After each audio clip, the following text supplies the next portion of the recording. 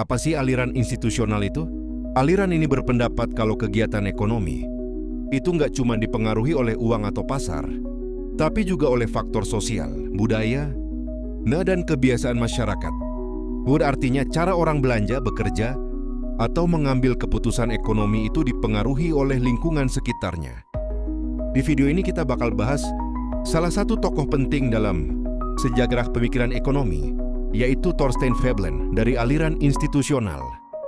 Dia adalah ekonom asal Amerika yang lahir tahun 1857 dan dikenal sebagai pelopor aliran institusional.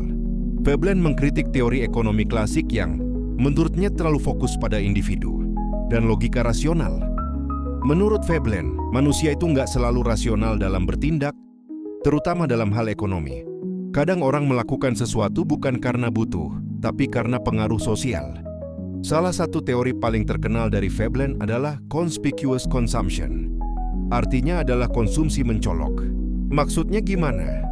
Jenny Fering membeli barang bukan karena benar-benar membutuhkan, tapi untuk menunjukkan status sosial atau kekayaannya ke orang lain.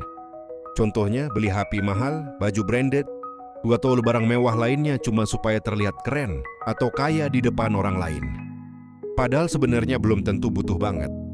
Fenomena ini ternyata masih sangat relevan sampai sekarang. Di era media sosial, banyak orang berlomba-lomba menunjukkan gaya hidup mewah. Mulai dari outfit, gadget, sampai tempat nongkrong.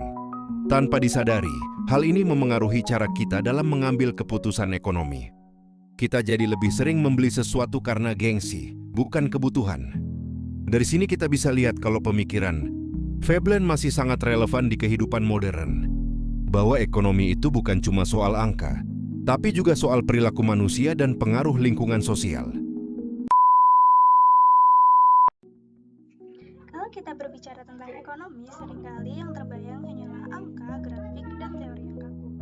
Namun, pernahkah kalian berpikir bahwa sebenarnya keputusan ekonomi tidak pernah benar-benar lepas dari kebiasaan, budaya, dan aturan yang hidup di sekitarnya? Disinilah aliran institusional mengambil peran. Aliran ini tidak hanya melihat ekonomi sebagai aktivitas rasional semata, melainkan juga sebagai aktivitas sosial yang terus berkembang.